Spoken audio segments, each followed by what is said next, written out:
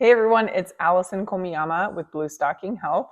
Today I want to talk about one of the devices that I keep seeing over and over again on one of my favorite TV shows, The Pitt. It's an emergency room drama, and I've heard that a lot of ER docs don't even like watching the show because it causes them anxiety and stress. They're like, that's work, I'm going to leave that at work, and I'm going to go home and try and relax. But one of the devices that almost shows up in every episode is the bag valve mask. And you've seen it. It looks like a giant balloon, and oftentimes the physician or the nurse will be squeezing it in order to ventilate a patient that's either going through cardiac arrest or has had an overdose or some sort of respiratory failure. Even folks who have watched the show and then done recaps of the show will often talk about the limitations of those devices. Assault or accident? Unclear. Initially had a pulse, lost it 2 blocks away. So this patient has a penetrating trauma to the chest, and you can see that they're performing pretty low quality CPR as they're wheeling them in. It is nearly impossible to do high quality CPR while the patient is rolling. They're pushing a little bit too fast on that bag. So today we're going to talk about a device that was cleared in April of 2025 called the ButterflyBVM. It's by a company called Compact Medical, and they came up with a really unique design in order to help with some of the shortcomings of the traditional bag valve masks that have been around since the 1950s or so. Traditionally, BVMs or bag valve masks will come in multiple sizes. They'll come one for an adult, one for a teenager or child, and then maybe one for an infant and neonate. However, the ButterflyBVM is designed as a single adjustable device, and it can be configured for adults, children, infants, neonates. And instead of switching devices, the clinicians can just adjust the volume, the pressure settings on the same unit, and it really can simplify logistics and reduces the chance of grabbing the wrong size in an emergency. Okay, so let's talk about how these devices work and why proper use matters so much. So when you squeeze the traditional BVM, and usually you have to use 2 hands, it's really hard to use one hand. It's also really hard to get a good seal of the mask if you're squeezing with one hand. So oftentimes whoever's ventilating the patient has to use one hand to make sure the mask is sealed tightly, and the other hand to try and manually squeeze the bag. If you squeeze too hard, you can overinflate the lungs. The lung tissue stretches. This is called barotrauma. If the air doesn't go into the lungs properly, it can end up in the stomach. This is called gastric insufflation, which when the stomach fills up with air, it can cause vomiting. Vomit can go then into the lungs and cause aspiration. This is really dangerous. Another major issue is hyperventilation, and so that would be giving breaths too fast. And if the breaths are delivered too quickly, the lungs won't have enough time to exhale before the next breath is pushed in. Pressure builds up inside the chest. The pressure can collapse part of the lung or allow a leak into places that it shouldn't go, or even push air into the bloodstream. This is also really dangerous. So although bag valve masks are life-saving devices, they require really careful control of pressure, volume, and timing. This can be really hard to do. You can think of an emergency situation. There's a lot going on.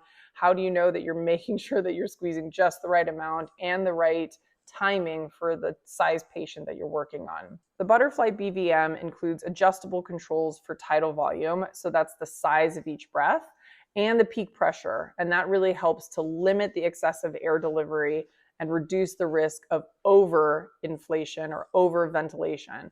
This is designed to make it easier to stay within the recommended resuscitation guidelines. So let's talk about what it took this company to get FDA clearance. They had to demonstrate substantial equivalence to an existing manual resuscitator, and this required rigorous performance and safety testing under international standards. So one of those was ISO 10651, which is a performance requirement specifically for user-powered resuscitators. They had to do ISO 5356, which ensures that all the connectors and things that are connecting to the bag valve mask fit appropriately and that tubing won't disconnect. They also had to do a lot of biocompatibility testing. So anything that was going to be touching the patient, and also the air that was going from inside the device into the patient, you want to make sure that there's no particulate or things leaching into the device that are going to end up in that person's lungs. So that testing is called ISO 10993 testing, and they also did ISO 18562 testing. In simple terms, FDA really made sure that the device delivers the right amount of air, it doesn't leak or disconnect, that it's biocompatible, the materials are safe, and that nothing harmful gets into the person's lungs from the device. All right, so I was able to get a ButterflyBVM, and I opened the box, and this is what's inside. They will often come in these little bags. I'll stop shaking it for a second. But when I was in the hospital recently with a loved one, I was, of course, looking at all the medical devices, and I noticed that every bed has a bag valve mask, one of the traditional ones, hanging on a hook right behind the patient. That way, if manual resuscitation is necessary, they have it right there and they can hook it up and use it on the patient. So let's get to unboxing. This one has a tear off on the top. So next, we're gonna open it up. All right, so yay, here's the instructions for use. Also in the bag are various accessories and the different size masks. Here's the pediatric mask. They have different colored labels on them. There's an adult mask. And here's the device itself. So it has really easy to follow instructions here. It says that you need to, oh my gosh, I'm holding it upside down.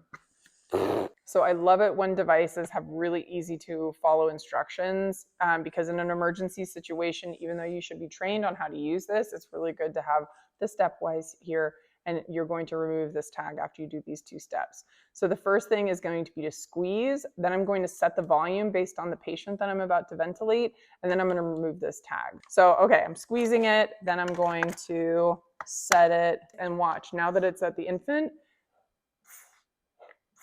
it doesn't inflate the entire way. So you saw it earlier when it was set at adult, and now it's only for the patient that I'm about to ventilate.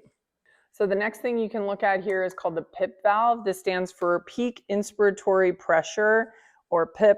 And so if you're not using a manometer, then you will just leave this. It's already set at 40. There is an override and you can change that. They do recommend to use the lowest peak inspiratory pressure necessary for this patient ventilation. You want to make sure that you're not using excessively high pressures and causing barotrauma. All right, so let's set this thing up. All right, so I'm going to put my infant mask on since we are ventilating my daughter's baby doll. It's so little, oh my gosh. And so this hooks in right here. You can rotate it. Here's my baby, or this is my daughter's baby doll. I'm going to place the mask over the baby's mouth and nose, and let's try it. Once I place it on,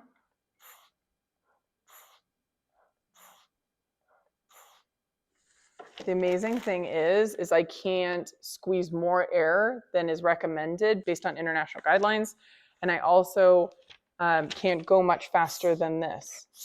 Thanks, baby. I'm gonna put you back before my daughter comes home. Anyway, I love this device. I think it's so smart. And also it addresses one of the common issues in emergency situations. So cool. I would love to see it on the Pitt. So, hey, just shout out to Noah Wiley.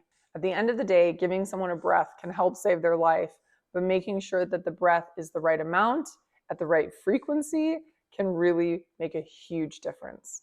If you'd like more deep dives into FDA-cleared and approved devices, let me know. I'd love to know what you'd like me to cover next. Thanks.